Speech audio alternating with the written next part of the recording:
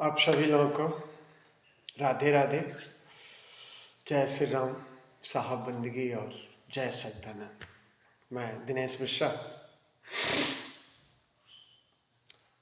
सदगुरु संत सम्राट संत कबीर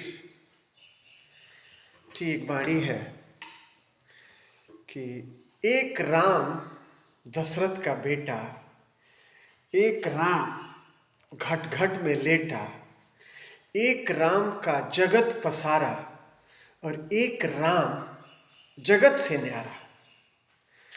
सदगुरु कबीर उस राम की बात करते हैं जो जगत से न्यारा है और जो घट घट में बैठा हुआ है। वो दशरथ पुत्र श्री राम। आप लोगों को पता होगा कि दशरथ जी की मृत्यु कैसे हुई, पुत्र के वियोग में, क्योंकि उनको भी श्रवण कुमार के माता पिता का श्राप लगा था। और श्रवण कुमार के माता पिता ने ये श्राप दिया था कि जिस तरह से हम अपने पुत्र के वियोग में तड़प तड़प के मर रहे हैं, एक दिन तुम भी ऐसे तड़प तड़प के मरोगे। तो आप सभी लोगों को पता होगा, सभी लोग रामायण रामचरितमानस आप पढ़े होंगे, सुने होंगे। बड़े बड़े हमारे कथावाचक हैं जो ये कथा सुनाते हैं, लेकिन हमारे कोई भी कथावाचक ये नहीं कहते हैं कि आपके घट में भी वो परम पिता परमात्मा का निवास स्थान है।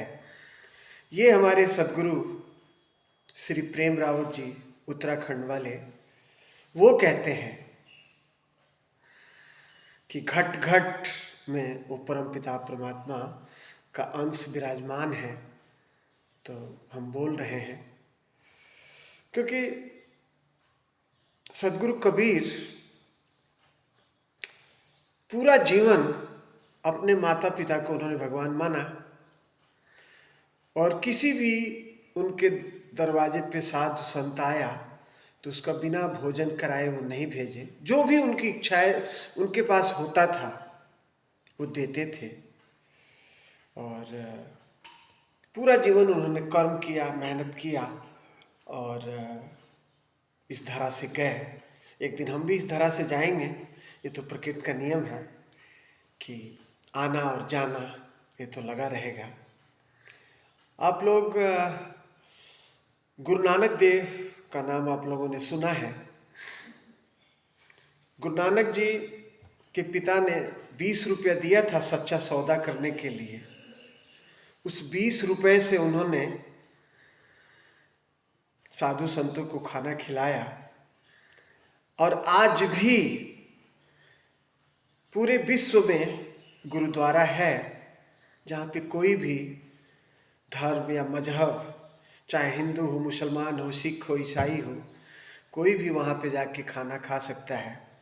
मैंने भी खाया है और मेरे को ये लगता है कि चाहे कोई भी करोड़पति हो, अरबपति हो, जो भी हो, लेकिन गुरुद्वारे में सब बराबर होते हैं, सभी लोग सेवा करते हैं। मुझे भी जब मैं विम्प इंटरनेशनल लिमिटेड 245 उद्योग बिहार गुड़गांव में था तो मैं भी जाता था और सेवा करता था और वहाँ लंगर भी खाता था मैं। बस वहाँ का नियम यही था कि सर पे कपड़ा बांधिए और आप तीनों टाइम खाना खा सकते हैं। वहाँ कोई आपसे ये नहीं पूछेगा कि आप किस मजहब से हैं, हिंदू हैं कि मुसलमान हैं, सिख है कि ईसाई हैं, क्योंकि वहाँ सब बराबर हैं। तो परमपिता परमात्मा ने जो दुनिया बनाई, और कहते हैं, ओशो को मैं जब पढ़ता हूँ तो ओशो एक कहानी कहते हैं कि परमात्मा ने जब ये दुनिया बनाई तो ये सोचा कि एक दिन ऐसा आएगा कि इंसान जो है वो हमें भी खोज लेगा। तो किसी ने कहा कि आप आसमान में बैठिए या कहीं बैठिए, लेकिन परमात्मा ने कहा कि इंसान एक ऐसा प्राणी है कि कहीं भी मुझे खोज लेगा। तो किसी ने कहा कि आप उस इंसान के हृदय में बैठ जाइए। तो क्योंकि मनुष्य हर जगह खोजेगा लेकिन अपने हृदय में वो कभी नहीं खोजेगा। इसलिए वो परमात्मा उसको मिलेगा नहीं। और जिसने खोजा है,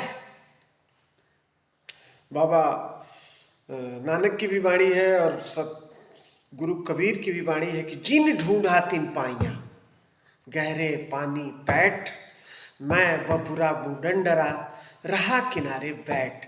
जिसने भी खोजा, चाहे हमारे जितने भी संत हुए जिन्होंने अपने अंदर उस परमपिता परमात्मा को खोजा, वो अंदर जाके खोजा।